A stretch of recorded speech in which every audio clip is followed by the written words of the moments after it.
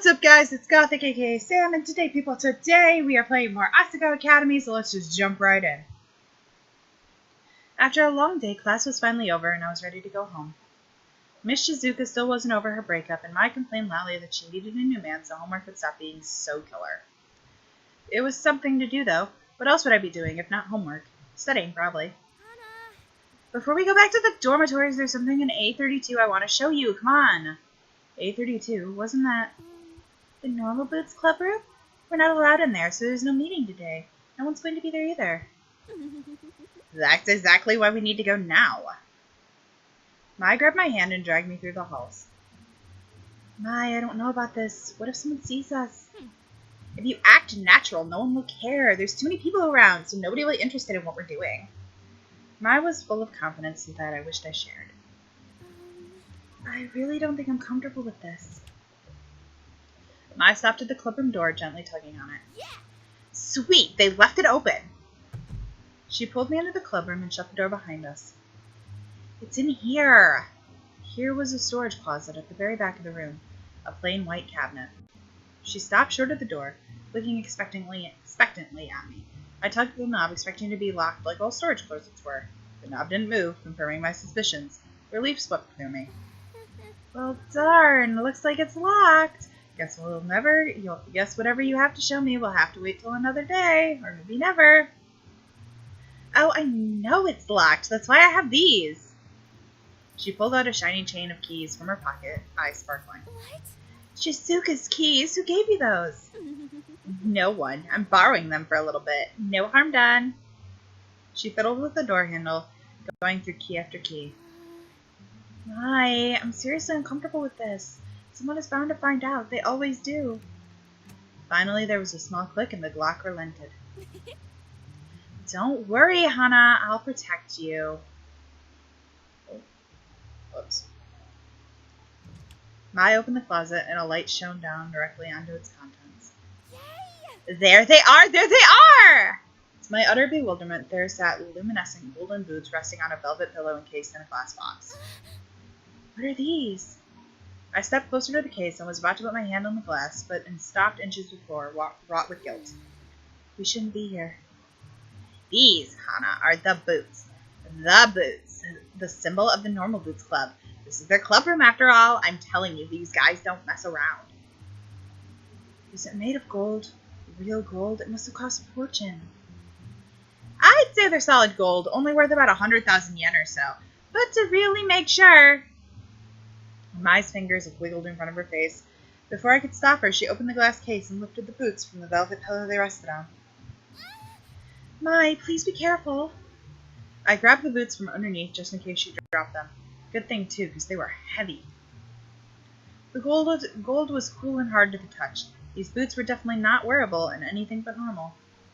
Mai bounced them up and down, weighing them with her hands. Her arms flexed as she did so, and I realized why her pats on the back hurt so much. Volleyball made her strong. Bingo. Yeah, definitely solid gold. Amy lied to me. She said they were gold-plated. I didn't believe her, so I had to check. So you dragged me along instead of her? This display of wealth made my stomach turn. Where they saw a symbol, I saw months of food for my father and I. 100,000 yen just lying in a closet protected by a single poorly guarded key. It might not have been a big deal to these students with rich parents, the majority of the academy, but it was more than disturbing to me. Yeah, you. I wanted you to experience this with me. Silhouetted by the warm glow of the spotlights, Mai smiled at me. That smile almost made me feel okay being here without permission. Almost. Plus, when we get caught, we'll be okay. There's no way they can punish you. They really like you. What? The storage room lights flickered on. We both turned abruptly, still holding the boots. Shane stood in the doorway. Maybe not that one. You. What are you doing here? That case is supposed to be locked. It was locked. Mai. I'm really sorry, Shane. We heard the boots were kept in here and we were just curious, that's all. No harm done, right? Here, Mai. Let's give the boots back to him. Yeah, I was just showing her. We aren't suspicious. You guys hide it away. How's everyone supposed to see it? She handed the boots back to Shane, who placed them carefully back onto the case, adjusting the pillow to the center. No. We hide it from people who aren't in the club. Like you. The case clicked shut. Shane, I'm sorry. Do not come back here. Get out of my sight. But I am containing my anger now, but your continued presence is making that ever more difficult. I gulped. Maya and I dashed out the door. Shane slammed the door behind us. Do you think he's going to tell the rest of them? I really hope not. I might have ruined my reputation with them. Sorry. I think you mean I might have ruined your reputation with them. She threw her head back and laughed, not quite grasping the consequences of her actions. You'll be fine. I'll even be fine. They're students just like us. It's not like we stole it. But Shane, he was really angry. That's just an act. Don't worry about it, Hana. I said I would protect you, right? Her words seemed so genuine. Her words seemed genuine enough, but I had a hard time believing her. It was almost as if she had planned for us to get caught. Okay. Good. Now let's head back to the dorms. That competition tomorrow is tomorrow, and I do not plan on losing due to lack of sleep. The tournament. I completely forgot. Would they even let us participate considering what we just did?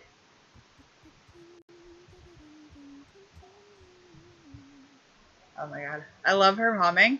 And I also want to point out, so you see these signs back here? We've got the calling all itty bitty kitty collectors, crying party, don't totally suck at volleyball, and Asagao Academy Asagao High School Host Club, which is my favorite because they recognize what they're doing. So great. Love the posters. Anyway. My hummed happily as she skipped down the hall, somehow impervious to my anxieties. Heart heavy, I followed her. Only time will tell. Saturday dawned bright and harsh. The cloudy light outside cleared my I can't talk. Saturday dawned bright and harsh, but the cloudy light outside mirrored my gloomy mood as I dressed and woke up mine. Mai, it's time to get up. Why? The video game competition, remember we're playing Stupendous Stomping Sisters today. Mai shot straight up out of her bed. Oh my god, Jared! I get to hang out with Jared today! She catapulted from the top bunk of her bed and sprinted out into the hallway. I heard crashes and shrieks as she massacred the other girls to get into the bathroom. The sun slowly rose through the window. Everything would be just fine. Probably. Soon Mai returned, fully dressed and raring to go. Come on, Hana, let's go! She grabbed my hand and dragged me out into the campus commons. Her incessant tugging hurt, but I followed her silently. Even more strangely, she wasn't talking either. Our nerves had gotten better of us both. We wandered the halls of the boys' dorm, making our way to 402.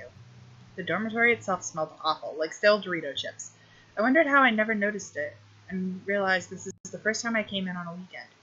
Rather than wandering campus for all day for classes and clubs, most people were sleeping or hanging out in their rooms. Mai slowed down as we climbed the stairs, staring at the floor. The closer we got, the slower we progressed. We opened up the 4th floor and crossed the hall. Finally, we stood in front of PBG and John's store. You should knock. What? Me? You should knock. You got here first. Yeah, but you're their friend. Well, you know them better. But you've got pink hair! Is there a problem, ladies? We both froze. Sense of ham wafted through the air. Good morning. Hello, ladies. Is there something wrong with the door? Oh, no, we didn't want to wake them up in case they were still sleeping. Jared let out a low-throated laugh. I don't think they'd mind having you wake them up. Mai's eyes almost rolled into the back of her head. Here, allow me. He leaned between us and tapped on the door. He was surprisingly tall, and being 10 inches shorter than him, he towered over me. He looked down at me and winked. I'm sorry if you can hear what's going on outside. Apparently there's some guy here power washing the house. I didn't know that he was coming. So he's like power washing my house and mowing my lawn and being ridiculously loud as I'm filming. So that's fun. The door flew open. Hey. Hey guys, glad you could make it. We'll be a bit squished in here, but it's better than nothing. We couldn't get the classroom this year. I jumped. Shane stood behind me, expressionless. I didn't see him come. Yeah, turns out Hidden Block decided to book it for the same day. Wonder what for. John snorted somewhere in the background. I'm not sure your room is better than nothing. Oh, Shane with the zingers. That wasn't a zinger. Are you just going to stand outside, or are you going to come in? We stepped through the threshold, fully and completely entering PBG and John's room. Boy territory. We were out of our element. Mai had never seen the room before, and she glanced at the walls, shelves, and desks like a manic squirrel. Her eyes gleamed, and I had the sneaking suspicion she was making notes of what she saw for her own nefarious purposes. Though what they were, I had no idea. Rather, I didn't want to know. What's up? Go on, take a seat anywhere.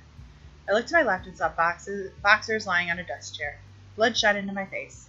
Were they used? PBG followed my gaze and turned red. Let me clean up a bit. Pigsty. Do they have pigsties in England? Everything in America is derivative of England. But we're in Japan. Shane looked at me blankly. Man, we're so lucky the Wii U has 8-player Stomp. I'm excited to crush you, Shane. JonTron sucks. Yes, he does. No, he doesn't. I love JonTron. That's dope. I love that Shane says that. That's one of my favorite lines right there. JonTron sucks. I don't think that's going to happen. Hey. Hello, guess who's here? Gerard, not Jared, Gerard, entered without knocking, a bright smile on his face. Hold on. Aw, man, Shane got here before me. Did you fail to see me leave? Yeah, whatever. I was hoping you were in the bathroom or something. We brought extra controllers. Does nobody knock around here? No, why would we? To be polite? Girls and their ridiculous social constructs. What? An intricate knock clattered through the entryway, and I pointed towards the door in defiance. See, someone knocks. Good morning. Hello, I brought bagels. Figured we didn't want a repeat of last year. My stomach grumbled and she turned red. That's what I thought. Ah, that's my husband. What? You're perfect. You're the best partner anyone could ask for. You're truly the best of us. Can't you just ask for one normally? I brought enough for everyone. Jared leaned his head against Satch's shoulder, then turned to whisper in his ear. I knew I could trust you. Okay, well then, everyone pick a place to sit. We'll hand out bagels and then we'll get started. I scuttled to the side of the room against PBG's bed and next to mine. We'd been sitting with them at lunch, but it wasn't until just now I realized that how crazy having all the normal boots guys in one room could be. 9 adolescent men in one room. Not to mention all friends, all part of the same club. Their personalities mingled in different ways, and I almost couldn't focus over the myriad of inside jokes, shouting voices, and flailing limbs. That is until the character selection screen came on. In the blink of an eye, the controllers were gone. PBG glanced over at me, and noticing that I didn't have one, offered me his. No, really, I'm not good at these kinds of games. There's no way you're worse than me, or Jimmy for that matter. Seeing as he didn't want to take no for an answer, I grabbed the controller and selected my character. Turby. He was cute and bouncy. Even though he didn't seem super powerful, he looked like an easy enough character for a beginner to grasp. Although there was something in the eyes and the beak that seemed a little... Yeah. Is everybody ready? I swallowed hard, the controller already slippery from my sweat. I never played Stomp before, and though I'd watched others do so. I looked at the buttons on the controller, trying to guess at what button did what. One of the top buttons probably jumped. Obviously, the analog stick moved a character. They selected a stage, something with cute little houses and smallish animals pooping around in the background, and the countdown began. There were buttons on the back that clicked when you hit them. I didn't know what they did. 3. Oh, there was a weird blue button at the top right, but not on the left. 2. And another analog stick? What was that for? The camera? How could we all control the camera at once? 1. Oh no. Go! Die, Shane, die! What the hell? Attack everyone, not just me. But you're my mortal enemy! Josh, what was that for? I wasn't even fighting you! You were wide open, and death waits for no one. You're next. The battle began, and in a display of slight mercy, the boys left me alone to wander the field and get a sense of my character. Oh, that does jump! I hit the jump button again and again and again, watching my character float higher and higher towards the sky. I can fly! My joy was cut short as a Noki ball emerged from nowhere and pegged my pink blob in the eye. I fell off the side of the screen, and despite my trying to jump back up, it wouldn't let me. Why? Look at you. Turby can kind of hover for a while, but eventually he gets too full of air and has to land. Otherwise, he'd be OP. Oh. When in doubt, down B. Down B? In the commotion of the match, curses and death threats mixed with the clack of controllers, nobody was listening to what Nick was saying. They kept trying to get someone to hear you in this commotion. Or, the key to getting someone to hear you in this commotion, it seemed, was shouting their name at the beginning of your sentence. Gerard! Satch! I frowned as my pink little blob fell back into the map. Following Nick's advice, I hit down B.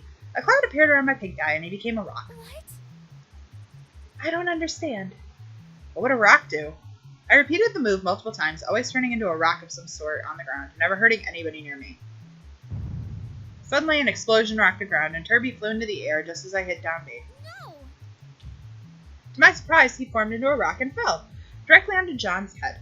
His Nario was sent flying off the screen and died. You're on my shit list. I'm very sorry. It didn't take long after that for me to die 5 pitiful, painful deaths. As my little Turby tumbled off the screen for the 6th and final time, a small surge of pride hit me. I'd killed John. The Jontron. Even if by accident. I handed my controller to Mai and sat back, completely satisfied. If it weren't for the fact that it was Mai's turn, I'd jump back in, eager to find out other strategies for murdering my friends and potentially stirring up a hit list of a mile long. So this was the joy of games. After playing a few rounds, the official tournament started. People played one-on-one matches against each other, slowly thinning out the competitive competitions over time. Mai went before me and was, rather unfairly, paired against Jared. Every time he doled out a blow...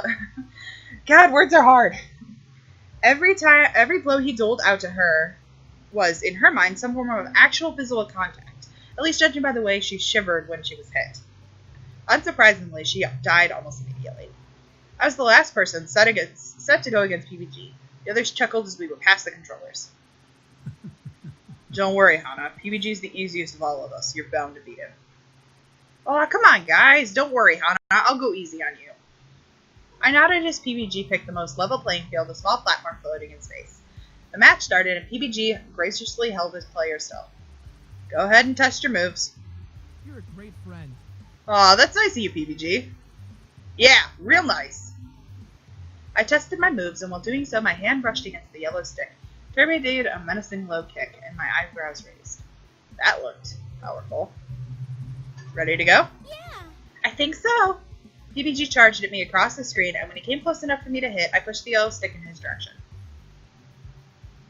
He flew across the screen. My mouth fell open. PBG grit his teeth. I see how it is. No more Mr. Nice Guy, then. I partially doubted that PBG had a non-nice bone in his body, but the match had begun. It wasn't a long battle. It was a long battle, a surprisingly long battle. It seemed to be evenly matched, right up until the very end, when I smashed him off the screen with Turby's hammer. What? I set the controller down quietly, not particularly happy about having crushed PBG in my second ever match with Stomp. PBG nodded sullenly. I guess I lost then. Whoa! Damn, Hannah, that was some natural-born talent right there. I really don't think so. Anyway, the next match is Shane versus Paul. PBG remained quiet for a while after that. It wasn't until the third round that he joined in again, cheering with the rest of the guys. My match rolled around, but this time I was against Jared, and this time I lost in only a few minutes. I set the controller down again, happy to no longer have responsibility over the life and death of inanimate pixels. As I did so, I saw Paul lean in to whisper something to Shane, whose eyes flew open, then his face shut down. Over my dead body. Their eyes slid to me, and I looked away. They were talking about me, weren't they? I scooted over to Mai, feeling more comfortable near her than any of the guys. We cheered for Jared right up until the end. He lost to a supernaturally agile Shane, who was seemingly being fueled by the rage of 1,000 demonic toddlers. Everyone, that was a great round. It looks like we're in even better shape than last year. Well, all of us except PPG. That was uncalled for. Totally deserved. Anyways. I'm tired, so get out of my room, please. He grinned broadly, not finding anything wrong with how he similarly dismissed us. Mai and I gathered our things and left the room with the others, who, laughing and jokingly, dispersed in all different directions. Together we shuffled home. We fell through the doorway exhausted, with barely enough energy to change into our pajamas. Mai leaped into her bed with a happy sigh. Oh, Hana, I'm so glad you came to Asagao? Asagao! This couldn't have happened, as if this couldn't have happened without me here. Mai shoved her face into her pillow and emitted a muffled reply. Yeah, whatever you say. I fell into my bed, staring at the rungs that kept Mai and her mattress from collapsing onto me and smothering to death in the night. That was really fun. Video games are fun, Mai. Really? She shuffled around on top of her bed. I mean, I thought it was okay. It was passable. I don't know if I'd call it super fun or anything. Really? No, I loved it. She chuckled. Seems like you found your calling. Haha. I'm sure I have. Above me, Mai yawned. Let's just go to sleep. I'm exhausted. Smiling, I got up and turned off our light. Good night. Good night, Hana. Good night, Mai.